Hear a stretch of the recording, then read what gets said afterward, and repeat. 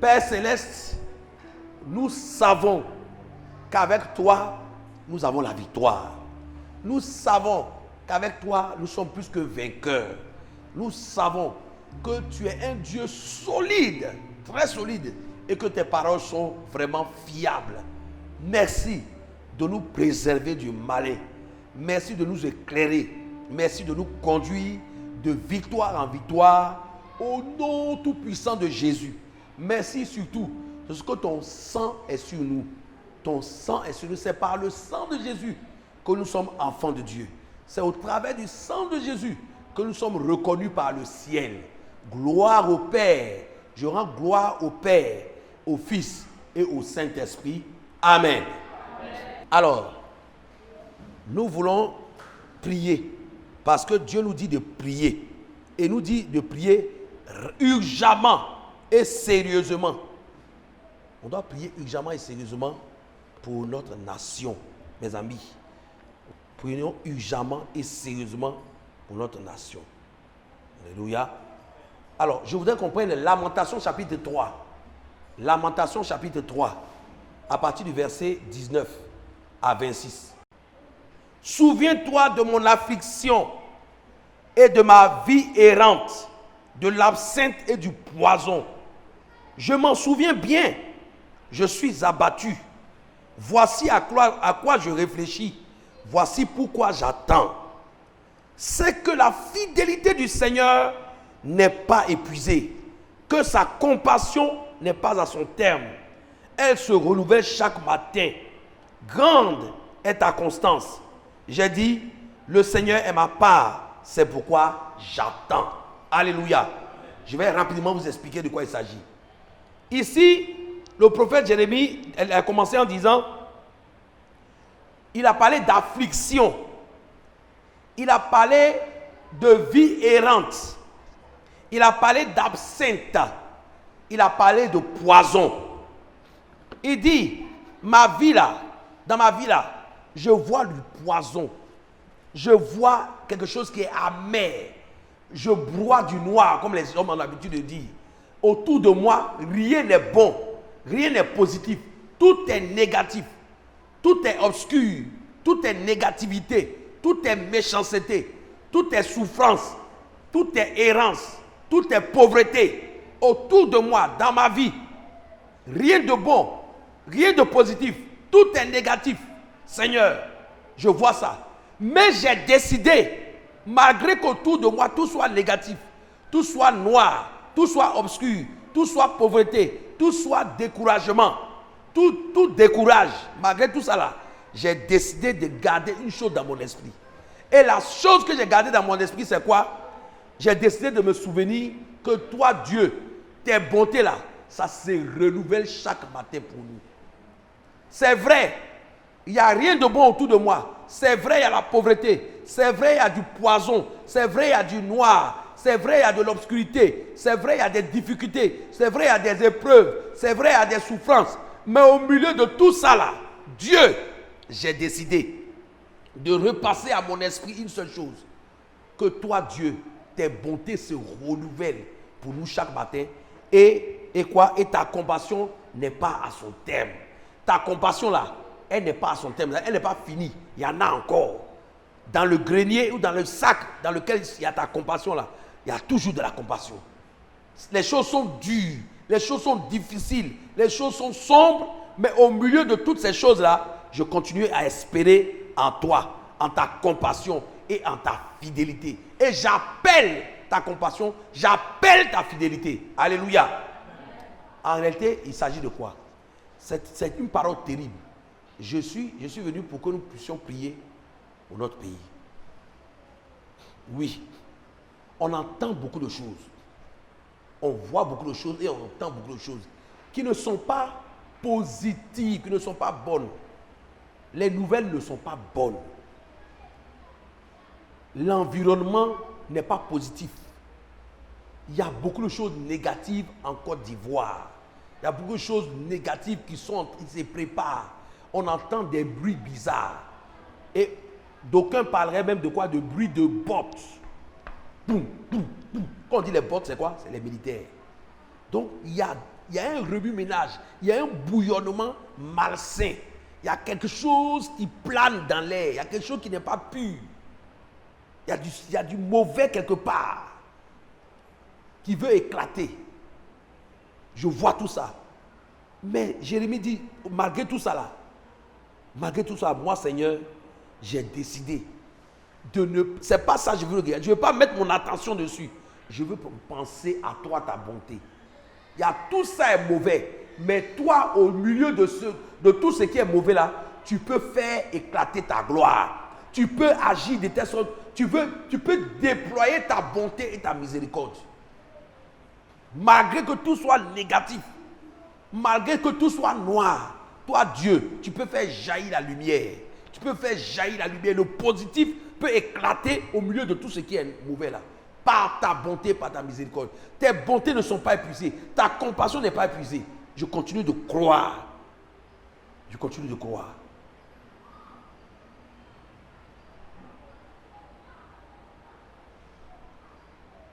Amen. C'est ce que nous allons faire. Nous allons prier pour la Côte d'Ivoire. Vous êtes avec moi dans le pays. Vous savez. Je n'ai pas besoin de tout dire au micro ici. Vous-même, vous entendez. Vous savez. Vous avez des nouvelles. Grâce à la télévision, grâce à la radio, grâce à Internet.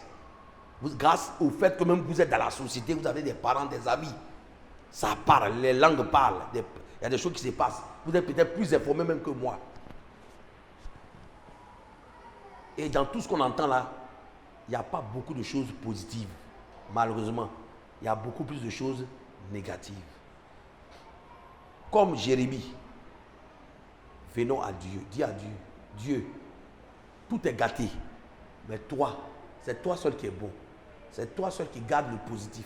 C'est toi seul. Nos yeux sont sur toi. Quand on regarde autour, quand on entend, quand on prête l'oreille, rien n'est rassurant. Mais nos cœurs, nos yeux se tournent vers toi. C'est de toi que va venir notre délivrance. C'est de toi que va venir notre salut. C'est de toi que va venir notre victoire. Les hommes ont échoué. Toi seul peux nous délivrer. Toi seul peux nous sauver. Toi le seul peux nous porter une porte de sortie. Tu peux nous donner une porte de sortie pour qu'on puisse échapper. C'est toi seul qui peux créer les circonstances pour que le mal que le diable a décidé de faire là, il ne puisse pas le faire. C'est toi qui peux contenir ça. Je vous ai dit la dernière fois qu'il y a une soeur qui a eu une vision pendant qu'elle s'apprêtait à prier. Dieu lui a montré un dragon qui survolait le territoire ivoirien. Dieu lui a montré un dragon qui survolait le territoire ivoirien. Et ce dragon-là, il crachait du feu sur la Côte d'Ivoire. Et puis il survolait le territoire ivoirien. Ça veut dire quoi? On n'a pas besoin d'être professeur, docteur en théologie pour comprendre que ça veut dire qu'il y a c'est du négatif. Quand on dit le dragon, c'est le diable. Et le diable, il n'y a pas quelque chose qui est plus négatif que le diable. Il n'y a pas plus négatif que lui. Alors, si le diable survole un territoire et puis il crache du feu, le feu là, ce n'est pas pour te caresser, c'est pour brûler. Donc, c'est pas bon. C'est pas bon. C'est pas bon. C'est pas bon. On doit venir à Dieu, attraper les pieds de Dieu, crier à Dieu pour demander, pour appeler la bonté de l'Éternel, appeler les compassions de l'Éternel, les bontés renouvelées de l'Éternel sur notre nation. C'est ce que nous allons faire maintenant. On va se mettre dans la prière. On va prier pour demander à Dieu de supplier le Seigneur pour qu'il nous fasse, il ait pitié de nous, qu'il nous fasse grâce. Vous savez, je vais vous dire avant qu'on prie, il y a une soeur qui a eu une vision qui est très effrayante. On est en train de... J'ai présenté ça au niveau de la plateforme des leaders. Vous avez vu ça? La vision. J'ai balancé ça exprès pour que vous puissiez regarder. Je vous ai dit d'examiner et de retenir ce qui est bon. Vous avez vu ça? La femme là, la soeur là, qui parle de la Côte d'Ivoire, la vision qu'elle a eue dans la cuisine, où elle a vu la carte du pays suspendue, avec le trône renversé et le sang qui coulait sur tout le pays, du nord au sud, de l'est à l'ouest. Ah, il faut regarder ça, j'ai envoyé ça. C'est pas pour rien. J'ai envoyé ça. Ça vous dit que, et c'est très, et le pasteur, je crois, Mohamed Sanogo, je crois, a eu à interpréter. Moi, j'ai travaillé dessus, mais je n'ai pas publié. Mais il a fait l'interprétation pour envoyer aussi à la sœur. Il lui dit, voilà ce que ça veut dire. Voilà. Voilà. OK? Oui. Oui, ça, on va en parler. Je sais ça. C'est clair, l'Esprit de Dieu ouvre les yeux, interpelle le peuple de Dieu, il avertit. Dieu ne fait rien sans avertir ses enfants. Lui avertit toujours. Donc, il y a quelque chose pour lequel on a besoin de prier. Donc, on est concernés, nous tous. Que tu sois du sud, de l'est, de l'ouest, du centre, du nord, on est concernés. Elle dit, le sang là coulait sur tout le territoire du pays. Tout le pays. Il y avait une bataille sur le trône qui a fait que du trône coulait le sang sur tout le pays. Il n'y a pas une partie de la Côte d'Ivoire qui était épargnée. Et est-ce que ça ne rejoint pas ce dragon qui vole et qui crache le feu là? Satan réclame le pays. Satan réclame la Côte d'Ivoire encore. Il réclame plus qu'avant. On a besoin de prier pour appeler la miséricorde, appeler la grâce. Crier à Dieu pour que Dieu fasse grâce. Que les bontés de l'Éternel se renouvellent. Pour nous, la Côte d'Ivoire. Sinon, ce n'est pas bon. Prions le Seigneur. Prions le Seigneur. Tu peux te mettre à genoux. Tu peux te prosterner. Tu peux te tenir debout. Mais mets-toi dans une position où tu vas vraiment prier. Tu seras concentré pour prier. Parce qu'il faut qu'on prie. Si on ne prie pas maintenant, ça sera trop tard. On ne va pas attendre le dernier moment pour commencer à crier. C'est maintenant qu'il faut prier. C'est maintenant qu'il faut crier à l'Éternel. C'est maintenant qu'il faut prier. C'est maintenant qu'il faut crier à l'Éternel. Demandez, Seigneur, au secours. Seigneur, au secours. Restons dans l'esprit de prière parce que l'esprit de Dieu est là. L'esprit de prière est là. Et quand on parle à Dieu, Dieu nous parle. Et puisqu'on a commencé à parler à Dieu, Dieu va nous parler. Dieu va nous montrer. Il va nous dire des choses. Que nous puissions prier avec efficacité. Le Seigneur va nous parler.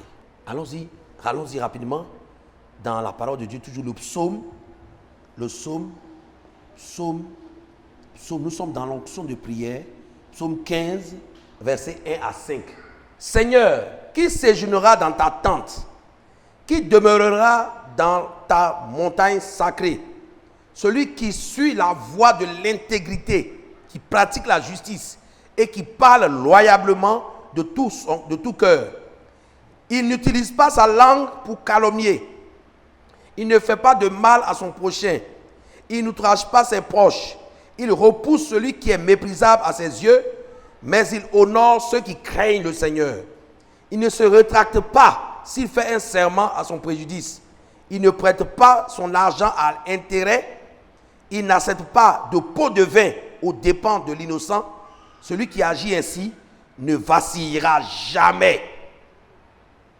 La Bible déclare que la justice élève une nation et l'injustice détruit la nation, fait tomber la nation.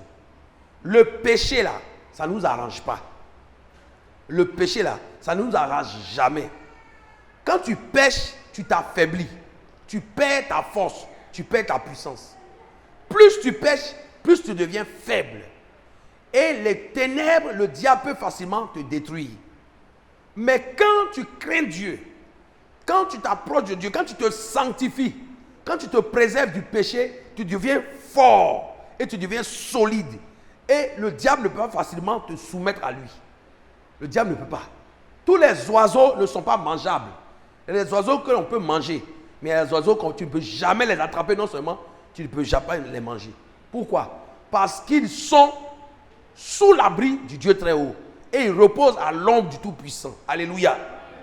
Donc le péché là, ça ne nous arrange pas. Et de la même façon que le péché n'arrange pas un homme, le péché n'arrange pas aussi un pays. Le péché ne nous arrange pas. Et le problème de la Côte d'Ivoire, c'est le péché. Il y a trop de péchés ici. Vous ne pouvez pas imaginer. Un de nos parents, un de mes beaux, me disait ceci, qu'il y a des maquis, il y a des boîtes de nuit en Côte d'Ivoire ici, où les gens sont en train de manger à table. Ils sont au maquis, ils sont dans des boîtes de nuit. Les gens mangent. Et pendant qu'ils mangent, au milieu de la salle, il y a un homme et une femme qui couchent ensemble. Il dit, il y a des coins comme ça à bien ici, où pendant que les gens sont en train de manger, à côté d'eux, il y a un homme et une femme qui sont en train de coucher ensemble. Ce n'est pas dans une chambre, ils sont devant tout le monde. Et ça fait partie du service. Vous mangez, puis ça est là, le spectacle à côté. C'est comme si vous regardez, au lieu de regarder à la télévision, c'est en live devant vous. Et il y a des coins comme ça, beaucoup ici. Il dit il y a des endroits, il dit lui-même, il était là-bas, c'est pas on dit, il était là-bas, il a vu. Il est rentré là-bas, il a vu. Ça s'est passé devant lui. Il y en a Abidjan ici. Hein? Souvent, les gens utilisent un thème qui est quoi? Ils utilisent un thème, on appelle Abidjan comment? On appelle Babi. Mais Babi, c'est quoi? C'est Babylone. Babylone, c'est quoi? Vous connaissez Babylone? Babylone, c'est la ville du péché même. Où le péché est beaucoup même. Et je crains que vraiment Abidjan soit vraiment devenu vraiment une Babylone. Il dit il y a plein de coins comme ça. Il dit il y a pire que ça. Où là-bas là, ce n'est pas seulement des hommes qui font, mais on en voit même des animaux, des chiens coucher avec des gens en live pendant que vous êtes en train de manger. Vous voyez? Le péché est monté jusqu'à ce niveau. Vous pensez que Dieu peut regarder ça et puis laisser? Non, il ne peut pas laisser ça. Il ne peut pas laisser ça. Parce qu'on a dépassé une limite. On est allé quand on a mis le doigt dans les yeux de Dieu. Dieu va nous montrer quelque chose aussi. Il va nous montrer quelque chose. Pour nous montrer qu'il y a un propriétaire sur la terre ici. Qu'on ne fait pas n'importe quoi. Il y a des choses que tu peux faire. Mais il y a des choses, si tu dépasses, le propriétaire de la maison va venir te dire, il faut sortir de ma maison. Jusqu'à présent, on te parle, tu ne comprends pas. Mais si tu dépasses certaines limites, le propriétaire va te rappeler que c'est lui qui est le propriétaire. Voilà le péché. Et c'est pourquoi on va demander pardon à Dieu pour le péché. Le péché de la Côte d'Ivoire. Et vous savez, le péché de la Côte d'Ivoire, c'est quoi? Voilà ce que Dieu m'a mis dans mon cœur. Et je vais vous parler, je vous parle avec mon cœur. Si Dieu vous permet de comprendre la portée de ce que vous dites, vous allez voir ce que Dieu va faire. On a un péché en Côte d'Ivoire. Le péché de la Côte d'Ivoire, c'est quoi d'abord? C'est la cupidité. L'amour de l'argent.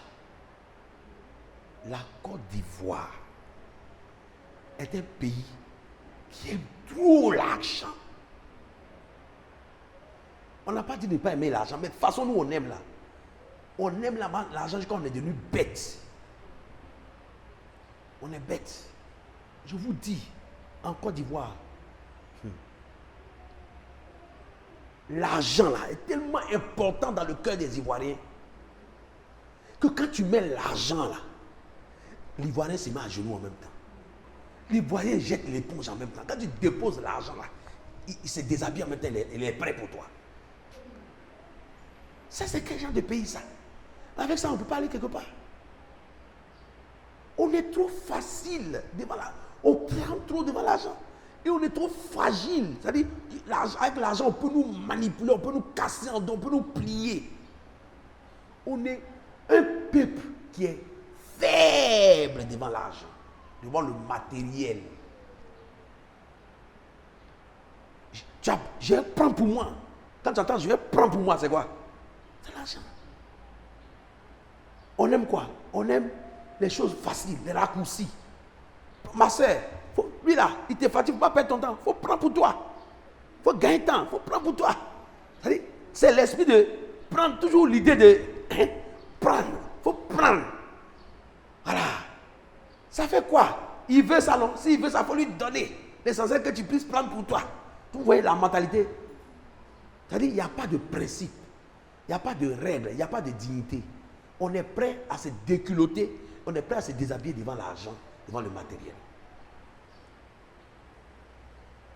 Côte d'Ivoire, c'est ça. On est faible, faible.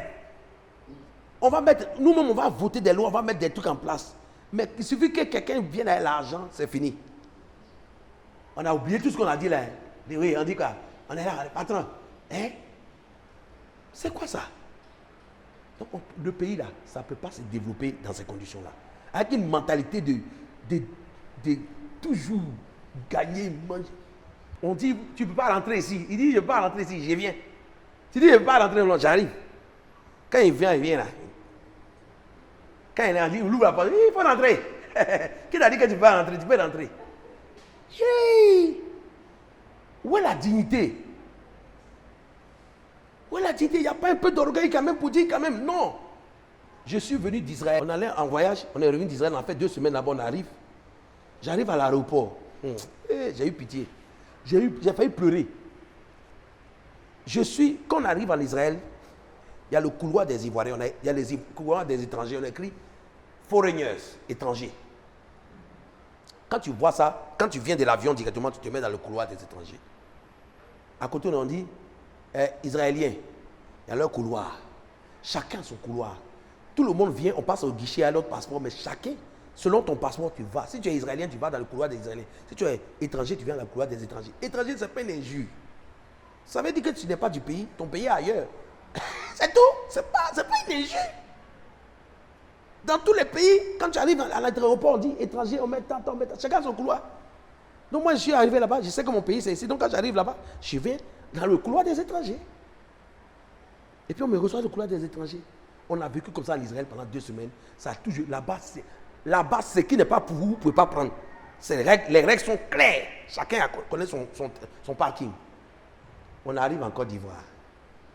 Joli aéroport. Mais ce qui s'est fait dedans là, ça fait pitié. On arrive au guichet. Je vois dans le couloir des Ivoiriens, je suis à mon passeport ivoirien, je suis là. Je vois dans mon couloir là, tous ceux qui sont devant moi là, ça ne ressemble pas à des Ivoiriens. Puis ils sont dans notre couloir. Et puis je viens d'arriver de là-bas. On m'a fait ça pendant 2 semaines. J'ai marché comme ça pendant 2 semaines. Je ne pouvais pas respirer. Quand j'arrive là, je touche le monsieur qui est devant moi. Monsieur, mon frère, excusez-moi, on dirait que tu t'es trompé. Hein. Voilà votre couloir qui est là-bas. Il n'a pas de passeport ivoirien. Il a un passeport, il est un étranger. Mais il est dans le couloir des Ivoiriens. Je lui dis, mon frère, voilà ton couloir là-bas. Il me regarde comme ça et puis il rit. Et puis il tourne sa tête et puis il est dans le couloir. Il ne me met plus. Donc je suis devenu comme un ridicule. Et je vois que mon policier qui est en face lui dit, monsieur, avancez. Et le monsieur avance et puis on s'occupe de lui. Je dis, c'est pas... Dieu dit, mais c'est ça. C'est ça. C'est ça. Vous n'êtes pas solide. Vous êtes un peuple de vanité, d'amusement. Vous ne connaissez pas la valeur des choses. Comment vous-même vous avez mis une règle? Vous devez vous-même respecter la règle et faire respecter la règle aux autres. Mais vous-même, vous êtes les premiers à bafouer votre règle. Et au moins, un policier, toi-même, tu dis, toi-même qui n'es pas policier, tu dis, monsieur, va te mettre là-bas. Lui n'est pas capable. Si c'était en Israël, même une femme, la femme qui nous... En Israël, il y a une jeune fille qui est assise là. Quand tu arrives de l'avion, tu arrives devant elle.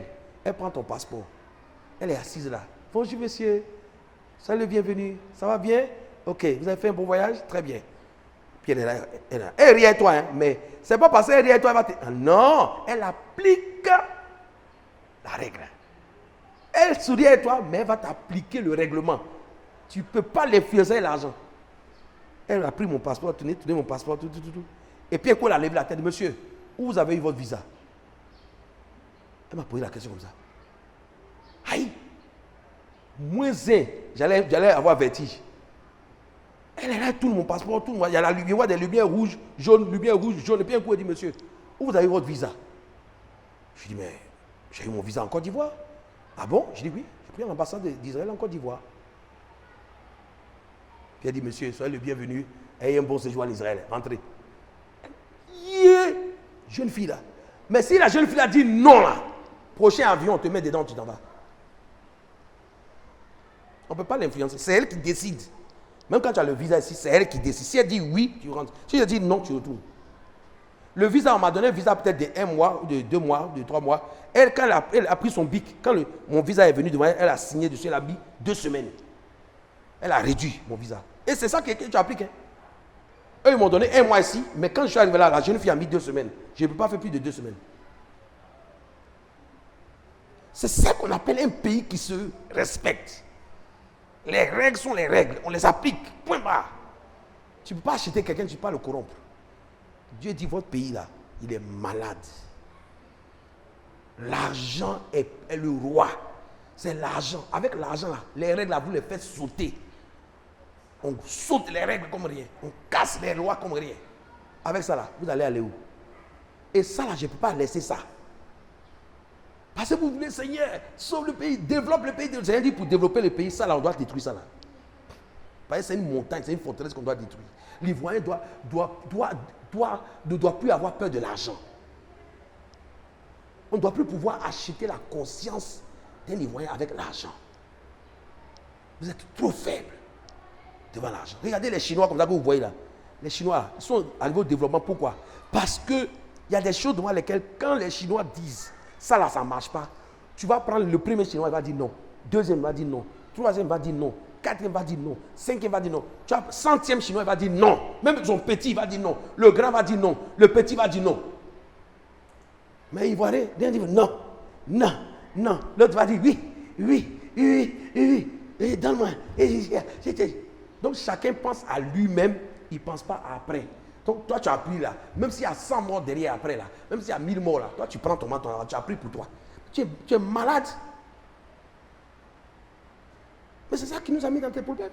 Et c'est ça qui continue de nous mettre dans les problèmes. Et ça va nous mettre. On va changer combien de régimes? Tant que cet état d'esprit-là ne change pas, on ne va jamais se développer. On est deux pays voisins, Ghana, Côte d'Ivoire. Allez au Ghana et puis venez en Côte d'Ivoire, vous allez voir. Ça fait pitié. Zéro. Zéro. L'amusement. L'amusement. L'amusement. Vous allez devant la télévision, amusement du matin, je vois les gens entendent. Et remis les fesses. On s'amuse seulement quoi? On s'amuse avec tout. Vous allez où ça? Pour rien faire. Il n'y a pas de principe. Il n'y a pas de caractère. Il n'y a pas de force de caractère pour dire non, sinon ça ne marche pas, ça on ne rentre pas dans ça. Il n'y a pas ça. Tout le monde consomme n'importe quoi. Celui-là vient et dit bon, allez, bon, vous tous là, télé, allez, dégagez, il n'y a pas de problème, c'est pas grave. Ça, on va aller boire, on va aller manger à checker. Après, quand tu as fini de manger, boire là, quand tu vas venir là, il n'y a plus rien. Tout a été pris. Est-ce que nous-mêmes, on ne voit pas qu'il y a quelque chose qui ne va pas? Ça ne va pas. Ce n'est pas maintenant, hein. Il y a date de longtemps. C'est un état d'esprit. Les Ivoiriens sont corruptibles. On les corrompt facilement. On les corrompt facilement. Or, un peuple, pour qu'il réussisse, il faut qu'il y ait plus du caractère que de l'amour de l'argent là. Que ça diminue. Si on est des foutus. C'est pour là les blancs d'hommes là-bas, ils savent très bien qu'on n'a qu'à parler de ça là. Quand ils vont venir là, ils savent, ils disent toi mon petit viens ici. Vous avez dit quoi à votre réunion là? Venez ici. Vous êtes enfermés là, vous avez parlé beaucoup là, toi viens ici. On a dit quoi à la réunion? Non, on a dit de ne pas parler. On a dit de ne pas parler. On a dit en bas, on a dit de ne pas parler, viens. Tiens. Hein? C'est vrai, on a dit de ne pas parler, mais il te dit un peu. Parce qu'on a dit tiens. C'est fini. Vous ne pouvez rien faire dans un tel état d'esprit. Je vous le dis pour que non seulement on prie pour ça, mais on doit sensibiliser nos frères pour dire non. Quand vous voyez un esprit, cet esprit de fainéantise là, et d'amour de l'argent là, il faut combattre ça depuis la base. Combattre ça. On ne va jamais devenir un pays développé avec un tel état d'esprit. Les Chinois sont devenus ce qu'ils sont devenus parce qu'ils ont, ce côté-là, ils ont combattu ça d'abord. Donc aujourd'hui, on ne peut pas les accepter facilement. On peut pas. Ce qui ne les arrange pas, ils disent que ça ne les arrange pas. Et ils sont capables d'assumer. Même s'ils vont souffrir pour ça, ils vont souffrir pour ça. Ils acceptent de souffrir pour ça. Un tel pays-là, Dieu va le développer forcément. On va s'humilier devant Dieu, demander pardon à Dieu pour la fainéantise, la paresse, les raccourcis, le mensonge. Parce qu'à côté de la justice, il faut la vérité. Et à côté de la justice, à côté de la paix, il faut la justice. S'il y a la paix, sans justice, la paix ne va pas durer. S'il y a la paix, et puis à côté il y a le mensonge, la paix ne va pas durer. Il faut la justice et la paix. Il faut la vérité et la paix à côté de la justice. À côté de la paix, il faut la justice et la vérité. Mais s'il y a la paix et qu'il n'y a pas la justice à côté, il n'y a pas la vérité à côté, on ne va pas aller loin. On ne va pas réussir. Ça ne va jamais marcher. La paix ne va pas durer. Parce qu'on est dans le mensonge, on est dans l'injustice. Humilions-nous devant Dieu encore. Pour dire à Dieu, nous avons péché. On appelle ça prière d'identification. On va se mettre devant Dieu. Tu vas dire, Seigneur, même si toi tu ne fais pas ça, mais dis, je fais. Nous faisons ça. Nous sommes tous dedans. Nous sommes mauvais. Et nous aimons l'argent plus que l'homme. Nous aimons l'argent plus que Dieu. Et à cause de ça, on est faible. On nous achète facilement. On nous manipule facilement. On marche sur nous, on est prêt. Parce qu'on veut notre argent. Et à cause de l'argent, on est prêt à vendre notre héritage. Ésaü a vendu son droit d'aînesse à cause de quoi? À cause d'un plat de lentilles. Un plat de lentilles mangé. À cause de manger, il a vendu son droit d'aînesse. Vous imaginez ça? Il a vendu son droit d'aînesse à cause de quoi? D'un plat de lentilles. Nourriture. Et c'est comme ça que Dieu dit, les Ivoiriens ils sont prêts à cause de la nourriture, pour manger. Ils sont prêts à vendre des choses qu'ils ne devaient pas vendre. Vendre le droit d'aînesse à cause d'un plat de lentilles. Que Dieu ait pitié de nos âmes. Que Dieu ait pitié de la Côte d'Ivoire. Que Dieu ait pitié des Ivoiriens. Au nord, au sud, à l'est, à l'ouest, que Dieu ait pitié de nous. Parce qu'on n'a pas de principe. On n'est pas fort dans la tête, fort dans le cœur, pour dire non quand il faut dire non, et pour dire oui quand il faut dire oui. Le Seigneur dit que ton oui soit oui, et que ton non soit non. Quand c'est pas bon, tu dois dire c'est pas bon. Mais l'Ivoirien, quand on met l'argent, il cède, il commence à raconter n'importe quoi. Nous devons demander pardon à Dieu. Regardez nos politiciens, comment ils vont ils vont de tous les côtés. Ils vont à gauche. Aujourd'hui, ils sont à gauche. Demain, ils sont à droite. Soit en haut. Après, ils sont en bas. C'est à cause de l'argent. Tout ça, c'est l'argent. Le matériel. Le matériel. Le matériel. Les avantages. L'argent. Ils veulent profiter. Ils ne pensent pas à l'avenir. Ils ne pensent pas à leurs enfants, aux petits-enfants, au pays. Ils pensent, c'est leur matériel. Le matériel, le matériel, le matériel, le matériel, le matériel, le matériel, le matériel. Seigneur Jésus. Quelle honte. Prions, prions, prions, prions.